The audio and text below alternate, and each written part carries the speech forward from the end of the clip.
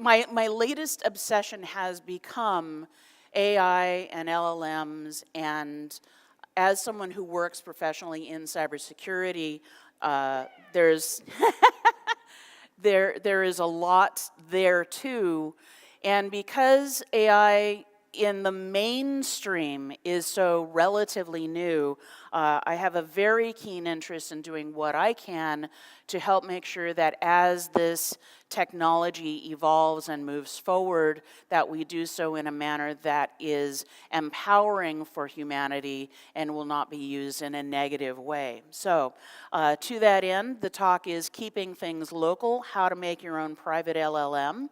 Things that we are going to explore. We're going to do a brief overview of what AI and LLMs are and talk about why you should keep an LLM local. You may or may not have needs for this, but I know that intelligent, aware people understand that there are both security and ethical concerns about the abuses and uses and abuses of large language models, especially in these days. I'm going to discuss some popular local LLM options. Unfortunately, I will only have the opportunity to demo one, but you folks, you're Linux geeks. So I went with the command line option. You can explore the GUIs on your own time, okay? I'm also going to show you how to enhance your LLMs, because that's when it gets really fun. The speaker who was in this room before got into the data science and working on doing a lot of analysis. Wonderful talk, really good content. But I'm going to be hitting things at a little bit higher level, and so in addition to the demo of how to install and run Ollama, I'm also going to demonstrate how to take an existing model downloaded from Ollama or Hugging Face and how to customize it to help meet your more immediate needs. Now, why should you give a hoot what I have to say? Well, let me tell you. Hi, I'm Bronwen. In some circles, I'm known as Corvus. In others, I'm known as the Cybrarian. So take your pick. I've reached that age where it's embarrassing to talk about how long I've been doing stuff. So I have over 30 years of development experience. That includes web, desktop, mobile, and a partridge in a pear tree. Anyway, I also did technical training for over 20 years. That was my primary source of income for a long time. So part of the happy-go-lucky, easy banter is because this is definitely not my first rodeo, and it is such a joy to be able to share information that I have with you and hope that you will take it and do great things as you go forward in your own lives. Back in 2017, I decided that the development world was not doing it for me anymore because I'd been there, done that, so I switched over to something nice and easy like cybersecurity. Yeah, right. In 2018, late 2018, a guy named John Strand at Black Hills Information Security said, hey, you want to come work for me? And so I've been doing everything from editing penetration test reports. I think I did some number crunching, and at this point I think I've read, edited, or co-authored somewhere between 1,200 and 1,500 penetration test reports. So yeah, not a couple. And these days I'm doing other stuff, but my main obsession these days is AI research. And as I said, I want to make sure that we don't wind up having to deal with the T1000, 2000, 3000, whatever. Bottom line, I'm a geek. I've been around for a while, and I've seen a lot of natural fertilizer. Full disclosure. Got to have full disclosure. This presentation was created using AIs like ChatGPT, Copilot, DALL-E, and Midjourney. However, they were at all times under adult supervision. Now, you'll notice the asterisk. The caveat is that you must assume that I am an adult in order for that to really work. So let's get down to brass tacks. What is AI? AI has actually been around for decades. AI has actually been around for decades. It is the field of computer science which is aimed at creating systems to perform tasks that would normally require human intelligence. So this is a key thing. AI, the large field that is AI, is all about simulating and emulating human intelligence. We're not there yet. We are getting closer, but we're not there yet. So AI includes things like robotics, like computer vision. That's what lets computers do things like OCR, face recognition, and other things that sometimes are fun and sometimes aren't. Natural language processing. That's the aspect of AI that helped lead to things like LLMs. And then we've got expert systems where we're able to train a system to do one specific thing very well. An example of that is some of the things going on in the medical field to identify cancers from x-rays. Those are expert systems with a very specific function and lots of cool things going in. So LLMs fit within this larger ecosystem. They are a subset of generative AI. Now, generative AI is a little bit different from what you would use for robotics because generative AI or Gen AI is where the AI in question is generating something new using the ingredients, the data that it has already been fed. So if you're dealing with something like Midjourney, it only generates imagery because that's what its field of expertise is. Then you have LLMs, which are text-based, and so they are dealing with words and language. You will also have AIs like ChatGPT and others that are multimodal. They do more than one thing. So, just be aware of that. LLMs are probabilistic. Yeah, that's got a lot of syllables there. Probabilistic means it's based on probabilities. So you know how when you go to a website and you start typing things in and it starts auto-filling because it's anticipating what it thinks you are going to say next? That's the same kind of thing. So LLMs are probabilistic. They're taking what you put in the form of a prompt, and they're going to take it and then using the probabilities figure out, oh, this word is part of the prompt, then this is the trail that I should follow, and it gets very complicated, and the data science genuinely will melt your brain, blow your buffers, but if you're sick like me, you will enjoy most of it. Current models are trained on massive amount of data. This is both good and bad. It's good because they have a lot of raw ingredient to pull from. It's bad because there's lots of garbage in there too. One of the things that has been coming out a little bit more is that the large language models like ChatGPT and others, they have Russian disinformation BS in them, in addition to other legitimate good content. Well, what did you expect? You trained them using data that you scraped off of the entire internet. So, no surprise there.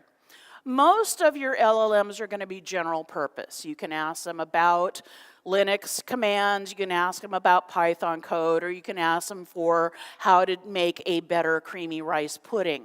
It's going to do all of it. But there are some that are going to be specialized, and I'm going to talk a little bit more about that as we get deeper into the weeds. And again, AI has been around for a long time, but with the development of the large language models and ChatGPT in particular, easy access to LLMs has popularized AI as never before. Excuse me. So, why go local? That's why you all are here, right? Number one reason is privacy and security. No data will leave your machine, network, or intranet if you are running a local LLM. And local LLMs are not just for individuals. They're also for organizations. So something for you who are in IT and help desk, you may want to consider training or customizing models for your specific use cases to help make you more efficient, or at the very least, help people find the any key more readily. The other thing is sensitive files and data remains within your control. I do not care what the EULA says.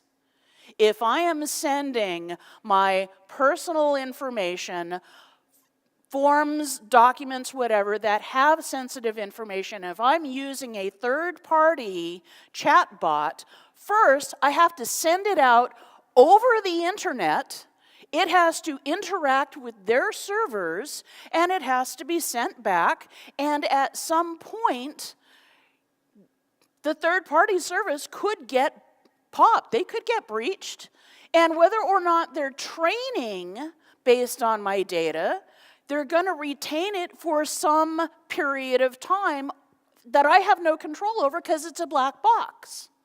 So keeping that sensitive data and those files in your control is a really good justification for going local. The other one is customization. You can fine-tune it to your needs. Those needs can be frivolous or serious. You can create custom models. You can use retrieval augmented generation. I hate that term. Can we obfuscate more, please? Retrieval augmented generation means that you have a stack of data or documents and you have them here, and then you have your LLM, and then you have your user. Your user interacts with the LLM, and the LLM interacts with the data and documents. So in essence, the user is able to interrogate the data and documents in a meaningful way, hopefully to get usable information and knowledge in a much more rapid manner. Finally, if you want to go deep down the rabbit hole, you can train your own models. I recommend that before you go down that rabbit hole, you get some data science chops under your belt, because that's what you're going to need to do it well. So, I work in cybersecurity. My bachelor's, my master's are both in cybersecurity, so I'm going to talk about cybersecurity. Whoops. What did I do wrong? Go back. There we go. Jailbreaking and prompt injection is where hackers go first. Every single LLM is susceptible to jailbreaking and prompt injection. What that means is a hacker will go to whatever the LLM or other AI is, and they will convince, coerce, harangue, or just flat out attack said AI and get it to do stuff it shouldn't oughta. And those shouldn't oughtas include data leakage and privacy breakdowns. So come on in. People are nice. They won't bite. They might if you ask nicely. Another concern is model bias and poisoning. Now, I am about to make a statement that some people might consider a little hysterical, but bear with me, and I think you'll understand when I get to the end of this little spiel. Every single LLM model out there is biased, and there is a non-zero probability that if you are anything other than a white cis male, that bias is not in your favor. Okay? Now, there are very good reasons for this. Remember what I said before about LLMs being trained by data scraped off the internet, okay? Now, model bias is different from model poisoning. We're seeing in cybersecurity a significant uptick in model poisoning, and that's where malicious code has been injected into models, and then they're uploaded to GitHub or Hugging Face or some other repo. But model bias can be, it's the same kind of insidious thing that prejudices can be. Now, can we eliminate bias from LLMs? I don't think so, not completely. And the reason is simple. As human animals, we are intrinsically biased. So, for example, I am 60 years old, white, female, 5'2", and I'm not particularly religious. I'm more of a humanist. So I have biases that are based on my personal experience. I have a very dear friend that I've known for 30 years. He is similar in age, also white, but he's male. He is also several inches above 6 feet, and he is religious. So we have some commonality, but he's going to have biases that are different from mine. And it may be that you will want to create an AI or an LLM that increases biases in order to better serve the purposes that you are trying to achieve. So for example, if I'm doing work for a nonprofit that is serving homeless people who are in a predominantly black region, I'm going to want to create LLMs or other AI that are biased in favor of those populations so that that nonprofit can do their job better.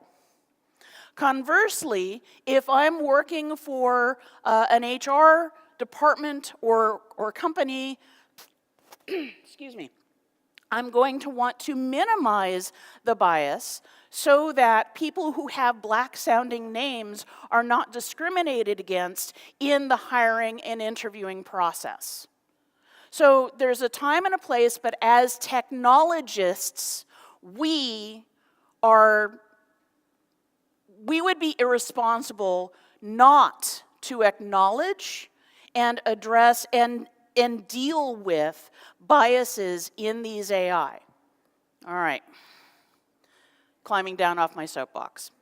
Another thing that we're running into is social engineering automation. Phishing emails have gotten harder to detect because the bad guys are using AI and LLMs to crank out better phish than ever before. Also, we've got the usual suspects.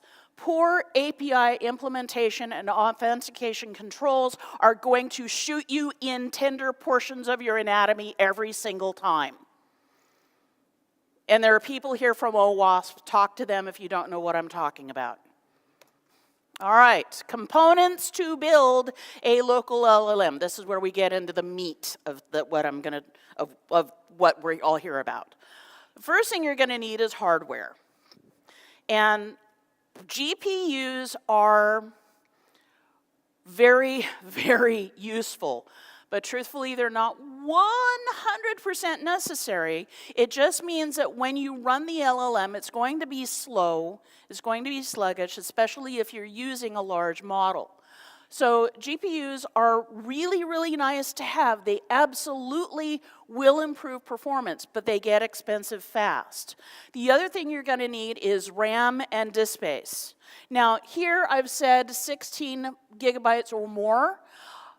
I want to emphasize the or more, but you guys, you know and I know RAM does not stand for random access memory. It stands for rarely adequate memory. So, and I say this as a woman, I've got 96 gigabytes of DDR sitting on my desk that I haven't plugged into my system yet, but you know, that's the kind of thing that I'm I have so that I can do more, especially as an AI researcher. The other thing is disk space. 50 gigs or more. Again, more is better because, especially because some of these models, what the latest Llama 3 is 70 gigabytes. No, it's 70 billion parameters, 40 gigabytes. And that's just one LLM model. Again, bigger generally is better, maybe not 100%, but you will run out of disk space fast if you are downloading a lot of stuff. The other thing you're going to need is software.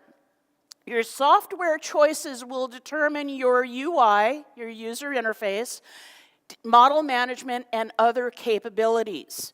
Now, again, I mentioned I'm only going to demo Ollama because it is CLI, but LM Studio is a very nice GUI, has a lot of positive things about it, and it has native RAG functionality built into it. GPT for all, I'm hearing about more and more. I have not had the opportunity to really play with it on my own, but again, what I've been seeing and reading from other sources that I consider reputable, it's getting some good feedback. Then you have your LLM model itself. So again, you've got the hardware, you've got the software, the model is what has the data. By the way, I will be posting this entire slide deck to LinkedIn as a PDF. So I understand you're taking pictures, but also know that it'll be available on LinkedIn for people who want to look it up later. So open source models are available from Hugging Face, Mistral, Llama, others. Llama 3, DeepSeek, Phi 1, Mistral, Gemma 2, those are some examples. You may or may not have heard those names. If you are going to be getting into this, you will hear them. You will hear them more than once. Talked about GPUs, let's dive a little deeper. NVIDIA they have the corner on the market. They effectively have the monopoly. There are other ones around, but they are the best game in town. I'm just going to throw these different models up, and I'm not going to go through everything, but my system, I've got the RTX 4090, and I kid you not, being able to do the demos, prep the demo recordings that I'm going to show in a little bit, it flew much, much faster than my old system was able to handle. If you are living the lifestyle of the rich and shameless and money is no object, then you're going to be going for the H100 and probably have multiple in an air-conditioned server room or something. I don't live like that, but there are options that are available that won't completely break your budget, and again, it depends on how deep you're going to go and how intense it's going to be. Now, AMD does have limited AI support. The Radeon RX 7900 XTX, blah, blah, blah. It has a lot of VRAM, but it's using ROCm, which is the Radeon Open Compute, which is their open source GPU computing platform. NVIDIA uses CUDA, C-U-D-A, which is Compute Unified Device Architecture. Yes, it's proprietary. Of course it is. So, Ollama software, let's talk a little bit about that. Command line interface, open source, MIT license, usable on Linux, Mac, Windows, Docker. Lots of options. There are active communities on Discord and on Reddit. So please, absolutely go to those and, use ChatGPT, Copilot, Claude, Perplexity to help you answer questions when you run into stumbling blocks, because anytime you learn something new, you will. When you are using Ollama, the polls of the models are coming from Ollama.com. LM Studio, which I have used and played around with, and I do really like some of its features. It has both GUI and CLI. So if you're one of those people who's always running your Linux headless, you can do that with LM Studio too. It is developed and maintained by Element Labs Incorporated, so no, it is not open source, but it does have a limited license for personal non-commercial use. It is usable on Linux, Mac, and Windows. Their community is mainly Discord-based. And instead of pulling from their own repo, they are pulling from Hugging Face. Going to talk more about Hugging Face in a moment.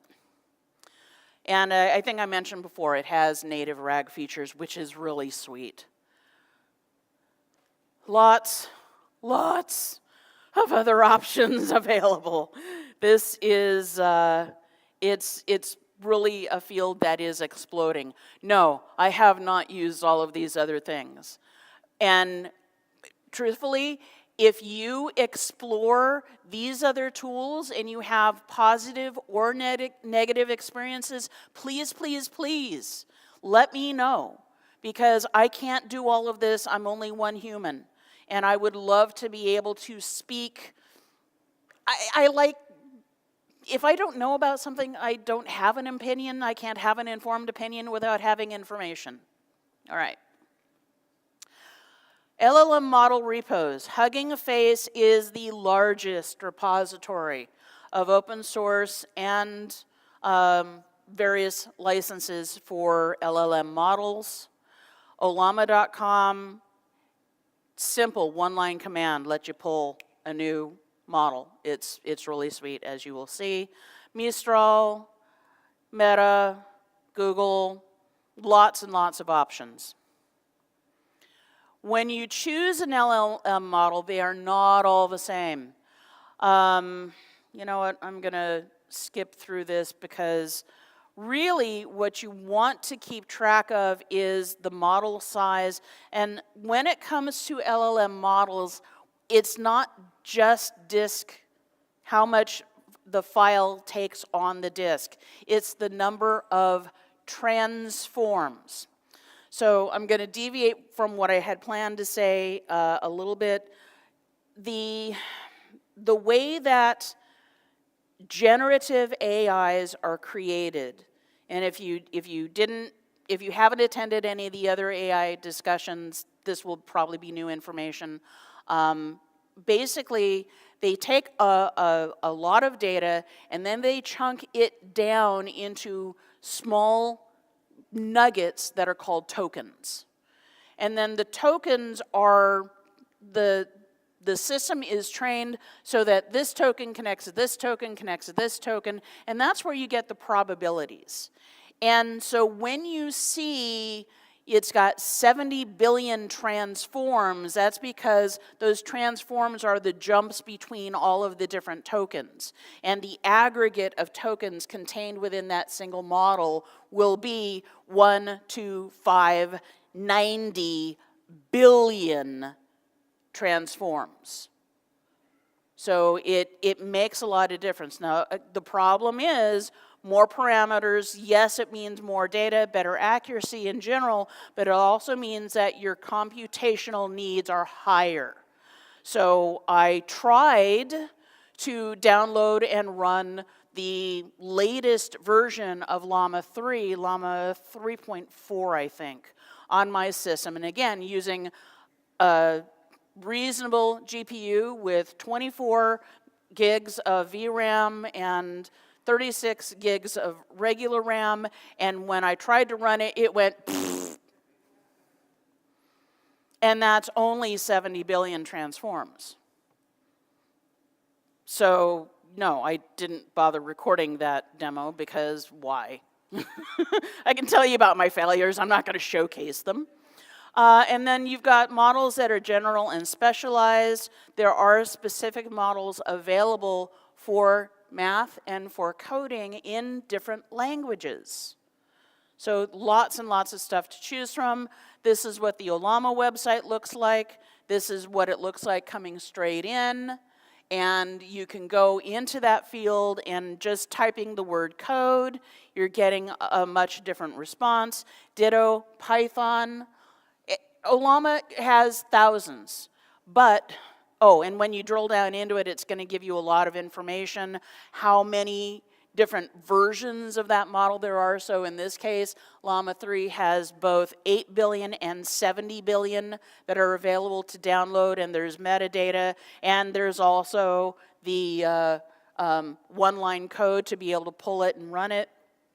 When you go to Hugging Face, it's a little bit different. Hugging Face has many different kinds of models. So not just LLM, but also image-based, image to text, text to image, voice, and so on and so forth. As of earlier this week, they had nearly 1.5 million different models available for download. These are only the public-facing ones. Once you set up a Hugging Face account, if you want to train and store models on their host, you can do that, but you can flag them as private in a similar way that you can flag things as private on GitHub. Now, by refining the search to only models that deal with Python, I dropped the returns down to 1,735. So again, it's about asking the right question. And now it's demo time.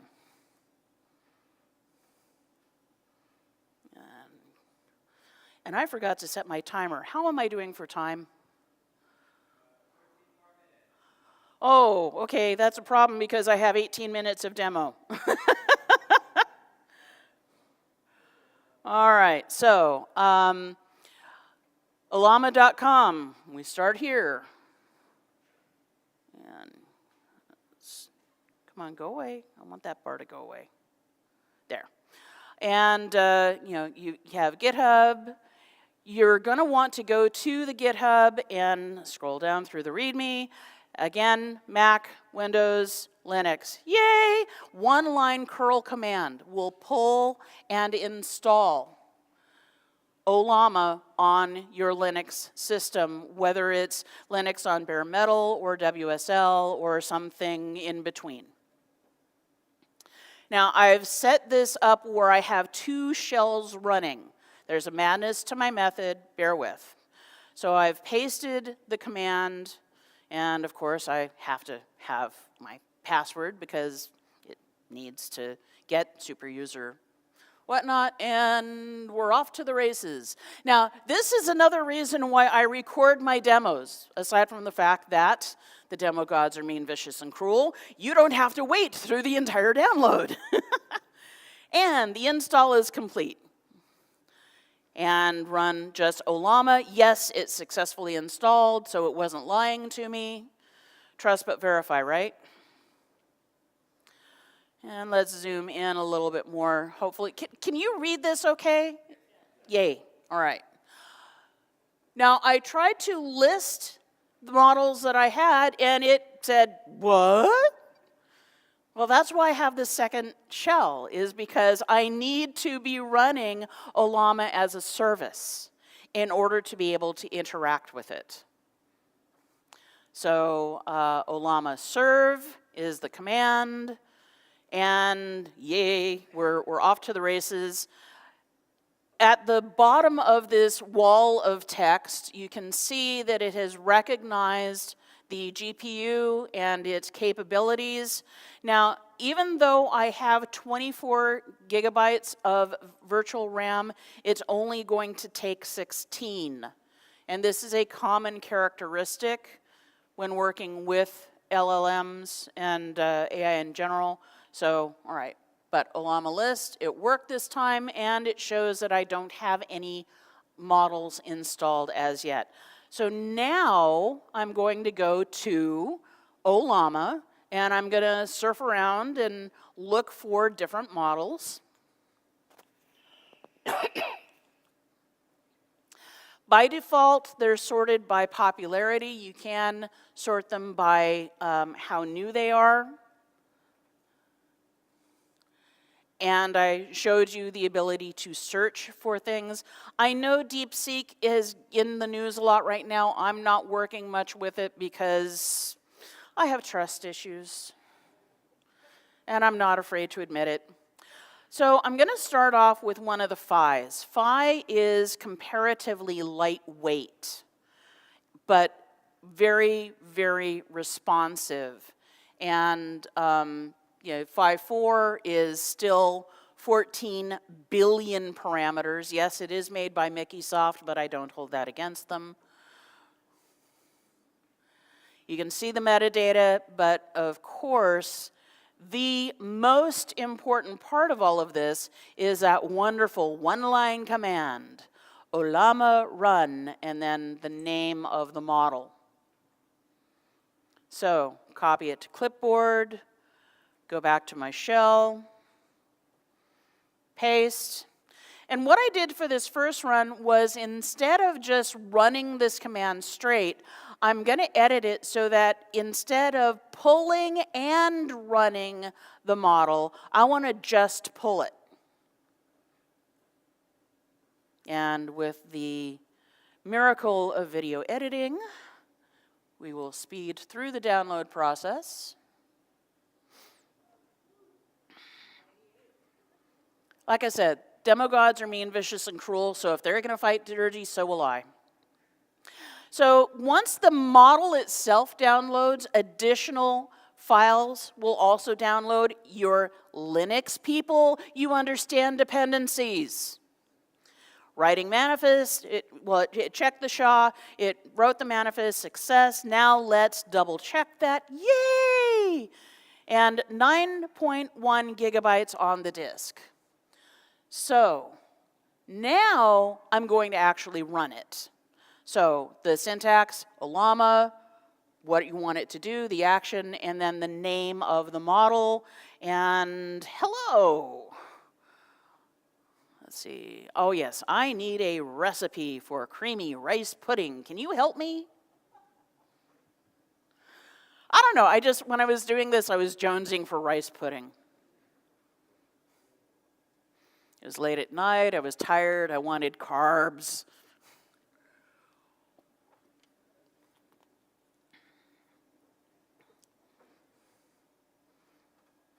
And there you have it. Not too bad. And all on the local disk.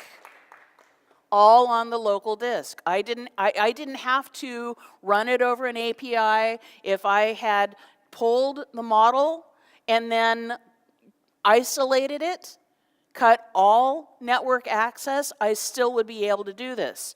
So let's pull another model.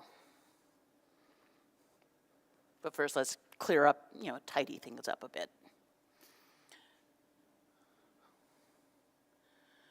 And this time I am going to pull one of the llamas. Again, llama 3.3, 70 billion. Yeah, not happening, not yet. Llama 3.2 has two options, 1 billion and 3 billion. The 3 billion is the default.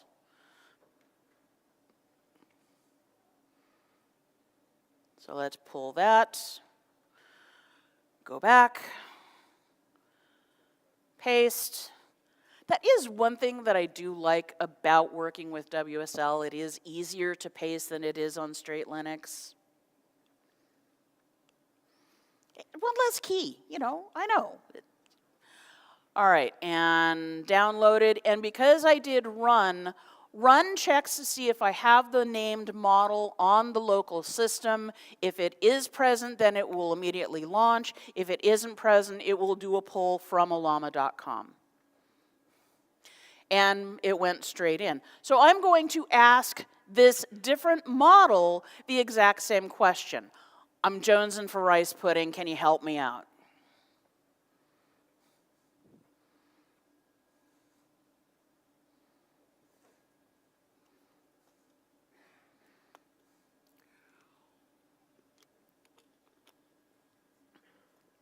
So the output here is a little bit different, and it is not uncommon. You folks have used LLMs at some point, so you may or may not have noticed that sometimes if you ask the exact same question more than once, you will get different answers. Less common if you're using Copilot. Copilot is just a skinned version of ChatGPT, but with more guardrails.